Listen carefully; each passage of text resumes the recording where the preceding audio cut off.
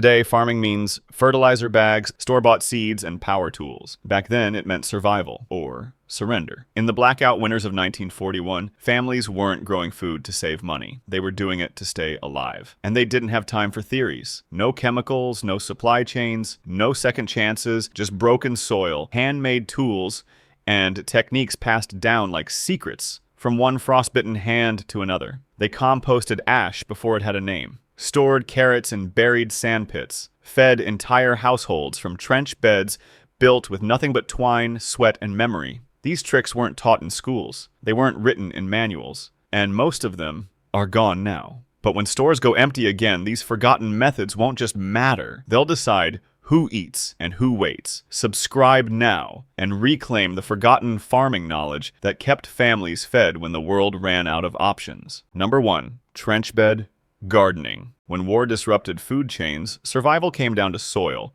but regular garden plots couldn't handle the brutal conditions. Thin topsoil, cold winds, and water that vanished too fast. That's why many wartime families turned to trench beds, a forgotten method that delivered higher yields in tighter, colder spaces. Unlike wide, flat plots, trench beds were narrow and deep, about 1 shovel wide, 2 feet deep, and as long as space allowed. This shape wasn't random. It trapped heat underground, held moisture longer, and made weeding easier. The trench was dug first, then layered from the bottom up. Twigs or straw for drainage, compost or old kitchen scraps for nutrition, and soil on top, warmed from below. In places like Yorkshire and rural Denmark, this method extended the growing season by weeks. Families used it to grow hardy crops like cabbage, carrots, and kale, even when temperatures dropped low. Because the sides of the trench acted like insulation, cold winds skimmed above, never touching the roots. And moisture didn't evaporate as fast, which meant less watering, a crucial edge when clean water was rationed. Trench beds also made harvesting easier. You didn't step on them. You leaned in, worked from the sides, and preserved soil structure with every season. Some families lined their trenches with stone or old bricks, not for decoration, but to retain heat overnight. Others laid burlap over the top during frost snaps, turning each trench into a miniature greenhouse. But it wasn't a perfect system. If the trench wasn't drained properly, roots could rot, and if compost layers weren't balanced, the soil could turn acidic. Still, for families without tools, fertilizer, or extra land, trench beds became the quiet backbone of survival gardening.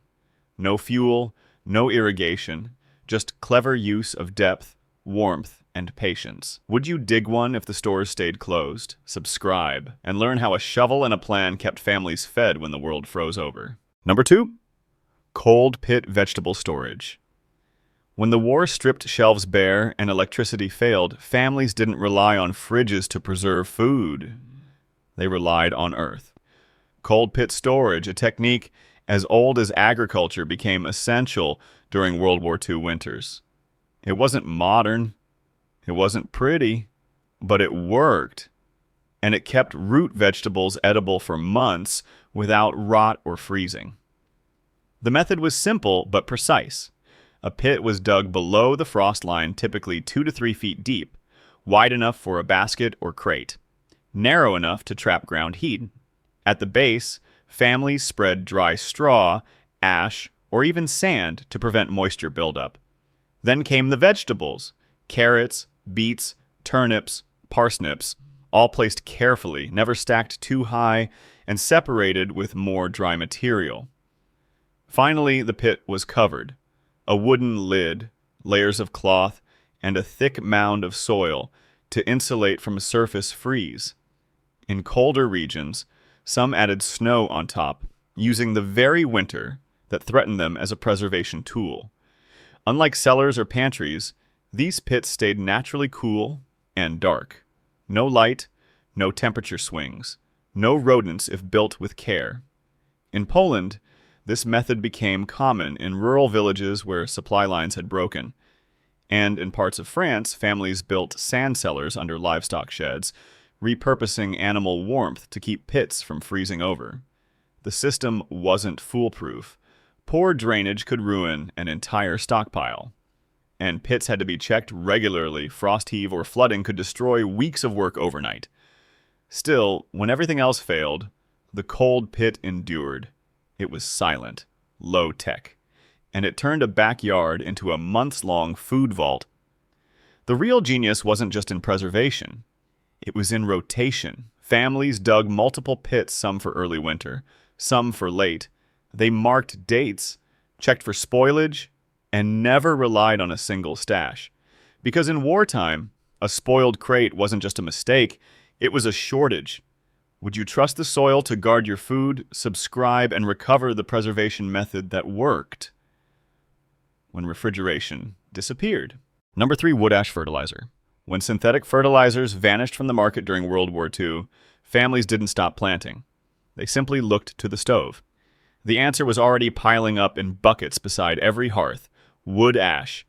What most people today sweep away as waste, wartime civilians used as one of the most valuable soil amendments they had.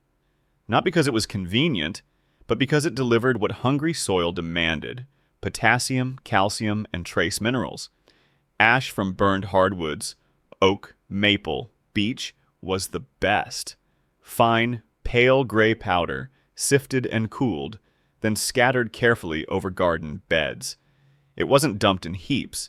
It was measured with care. Families knew that too much could harm crops.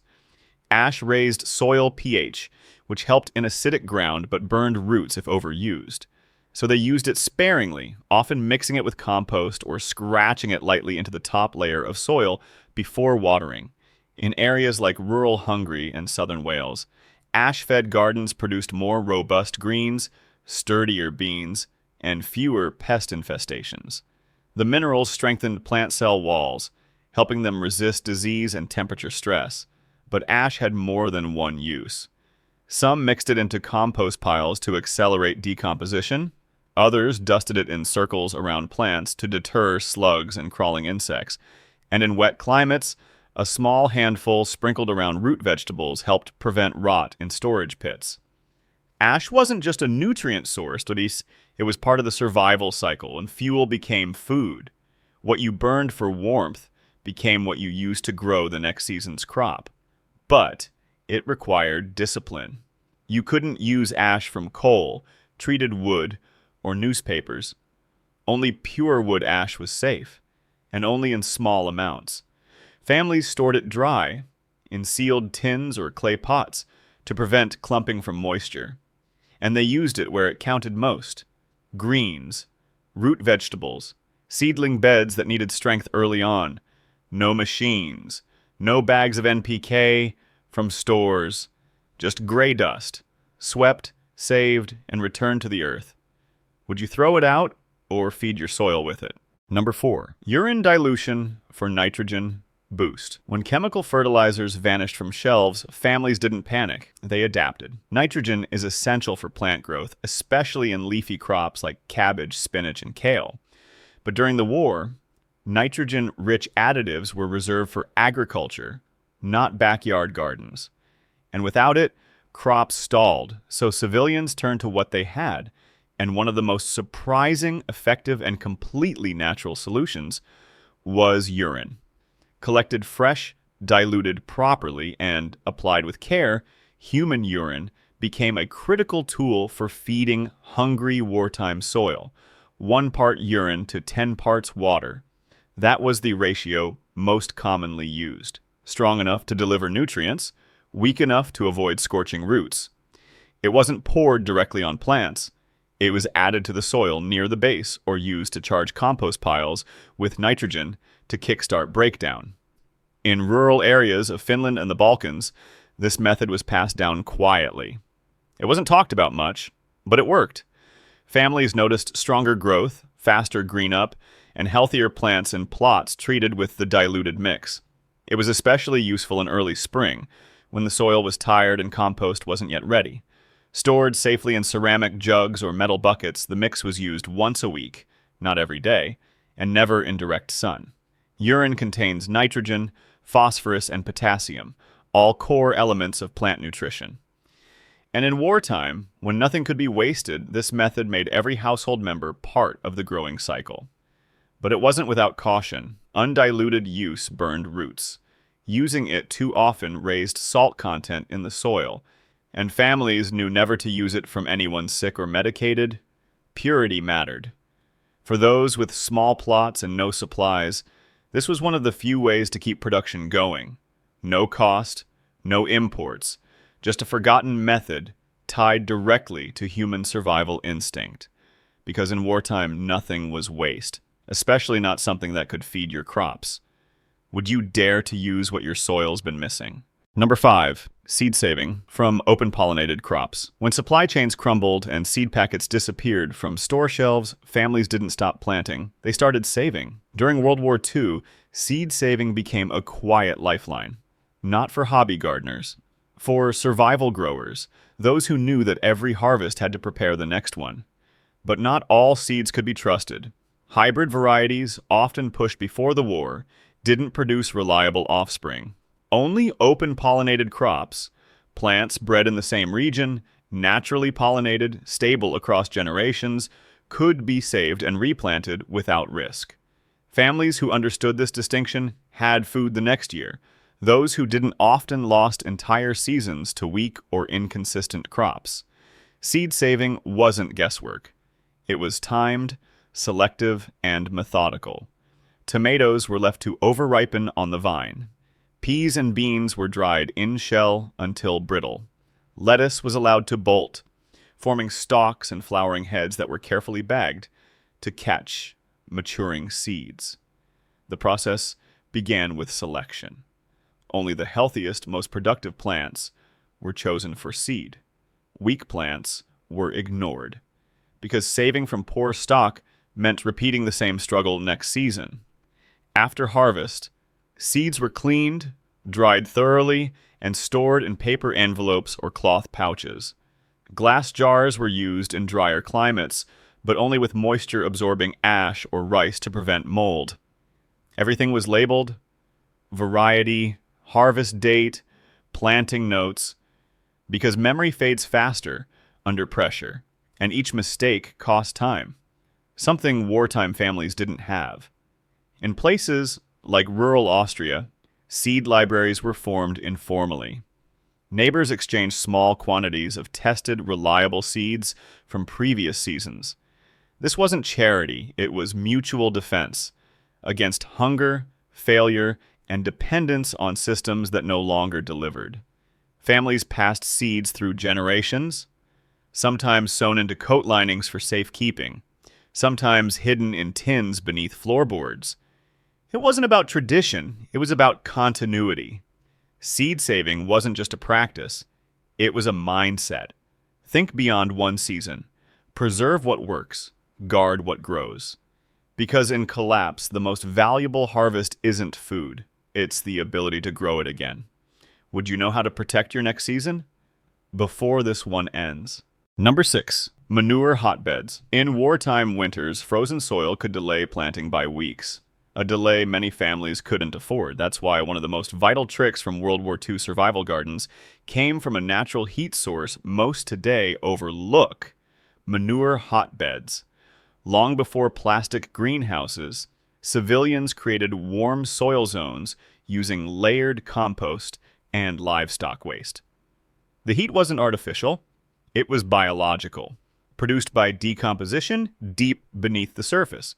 The method was simple, but needed discipline.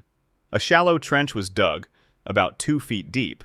At the base, families laid fresh manure from horses, goats, or chickens. Above that, straw or old hay. And on top, rich garden soil, about 6 to 8 inches thick. Within days, internal heat began rising.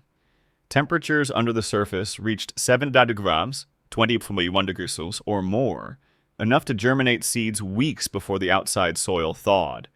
It worked best with cold-tolerant crops: lettuce, cabbage, onions, spinach, planted early, harvested early, before pests or frost could return. In parts of northern France and occupied Holland, these hotbeds turned backyards into early spring food sources. Civilians paired them with simple glass frames or salvaged windows, trapping even more heat. But it wasn't just about warmth. These beds improved soil long term. They broke down into rich humus, feeding crops through the season without extra inputs. Families rotated them yearly. What was a hotbed one spring became the compost base for the next trench bed. The only danger? Poor layering. If the manure was too thick or poorly drained, gases built up. But done right, with space to breathe and moisture kept balanced, it became one of the most powerful off-grid growing tools they had. Would you build your warmth from the ground up? Number 7, cloth shading for soil moisture control. When World War II rationing hit hard and families had to grow their own food, conserving water wasn't optional. It was urgent. Pumps failed, wells dried. Clean water had to be saved for drinking, not wasted on evaporating soil. So civilians turned to one of the simplest yet most effective solutions available: cloth shading. In dry or sun-scorched regions, especially during midsummer, gardens lost precious moisture within hours. The topsoil would crust, seedlings wilted before noon, and a week's worth of watering vanished in a single afternoon. That's where old linens, burlap sacks, flour cloth, and even worn-out shirts found new purpose. Instead of tossing them, families suspended these fabrics over garden beds, hung between sticks, stakes, or salvaged poles, not as full canopies, but as partial shades, designed to break the sun's intensity without cutting light entirely. It worked in two ways. First, it lowered surface temperature, reducing evaporation by over 50%. Second, it softened rainfall, preventing soil compaction and runoff during rare showers. Crops like lettuce, young brassicas, and peas thrived under cloth shade. Roots stayed cooler, water lasted longer, and fragile seedlings established themselves faster. In parts of southern Italy, families wove makeshift nets from jute and twine, draped loosely over their trench beds. In the occupied Balkans, curtain remnants were stitched together and placed on frames that could be moved daily as the sun shifted. The method had another benefit too. It protected from windburn, a common problem when dry winds stripped moisture from leaves, even in moderate temperatures. But it wasn't about covering everything. Smart families used shading in stages, covering young plants during midday, removing the fabric in early morning or late afternoon for light exposure. Too much shade slowed growth. Too little wasted water. The balance came from observation, not guesswork. Cloth was light, reusable, and repairable. It didn't cost a cent, and it extended garden viability without a drop of extra water. In collapse, every drop counts, and when your soil stays moist an extra day, that's one less risk you have to take. Would you shield your garden from the sun, or let it burn away your harvest? Number 8, layered crop rows. When land was scarce and every square foot had to produce, wartime families couldn't afford to grow in straight lines or empty spaces. They turned to a survival method lost to most modern gardeners: layered crop rows, what we now call stack planting. It wasn't innovation, it was necessity. This technique meant growing multiple plants in vertical tiers, tall, medium, and low, all in the same space. Not just to save room, but to maximize yield, retain moisture, and block weeds naturally. A typical example from wartime gardens looked like this: corn or beans in the back, reaching upward. In front of that, a row of leafy greens, like cabbage or chard. Then below those, herbs or root vegetables, shaded and protected. Each layer served a purpose. The tall crops caught sunlight and slowed wind. Mid-level greens shaded the soil and suppressed unwanted growth. Low crops used that shade to stay cool and moist, thriving even in poor conditions. In narrow alleys of war-torn London and Paris, families used wall-side planting to full effect. They leaned poles against brick walls for peas, then built garden boxes beneath for lettuce and thyme. Nothing was wasted, not sunlight, not space, not even runoff from rain gutters. But the layout had to be adjusted constantly. Tall crops were planted on the north side in most regions to avoid shading everything too early. Lower layers were rotated every season to prevent nutrient depletion and disease. Families didn't guess. They watched shadows, tested soil by hand, and adjusted their garden's vertical structure like clockwork. Stack planting wasn't just efficient, it was defensive. Tighter rows kept out pests. Shaded soil needed less water, and overlapping crops confused birds that would otherwise pick off exposed seedlings. This wasn't taught in school. It was taught by hunger and perfected by observation. Because when every meal depended on what your garden produced, empty space became unacceptable. Would you grow smarter when space runs out, or just grow less? Number 9. Compost from wartime scraps. In a world without fertilizers, every peel, shell, and scrap became part of the next harvest. During World War II, composting wasn't just smart, it was survival. Because when stores were empty and synthetic soil boosters were gone, the only thing left to feed your crops was what you'd already thrown away. Families learned quickly. Nothing was useless, not eggshells, not tea leaves, not the water from boiled greens. Scraps that would have gone to bins were sorted with care. Fruit peels, stale bread, vegetable stems, all piled into backyard heaps or buried directly into the garden trenches. Even paper, torn into strips, was soaked and added to boost carbon levels. But this wasn't just random dumping.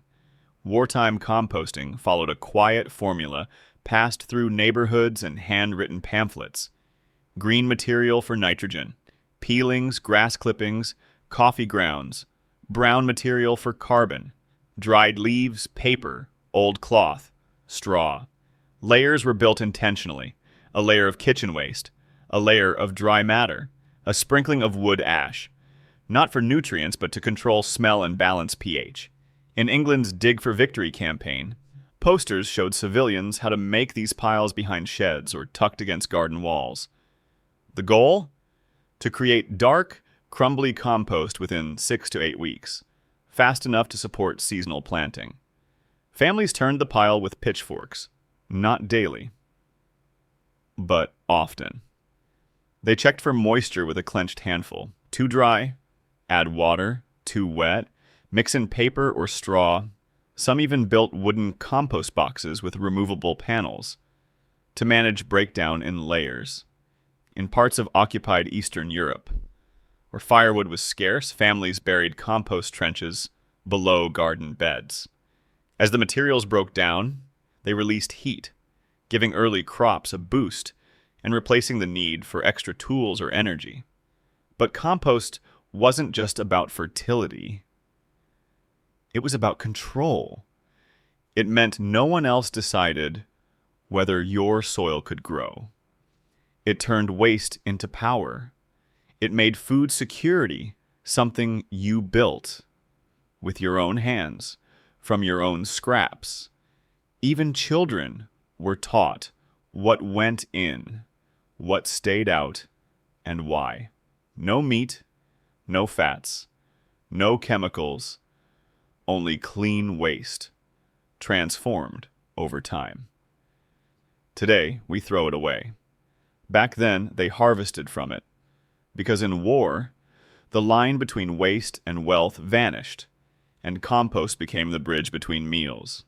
Would your scraps save your garden or end up in the bin? They didn't have fertilizers, they didn't have stores, and they certainly didn't have time to waste.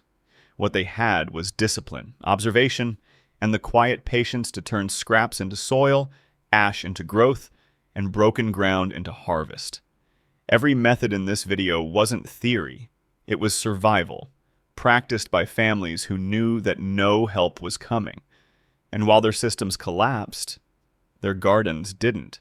That knowledge is fading, buried beneath packaging, plastic, and convenience. But it's still there, if you choose to reclaim it.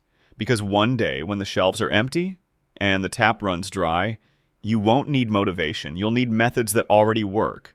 Subscribe now. Not just to remember what they did, but to prepare for when you might need it too.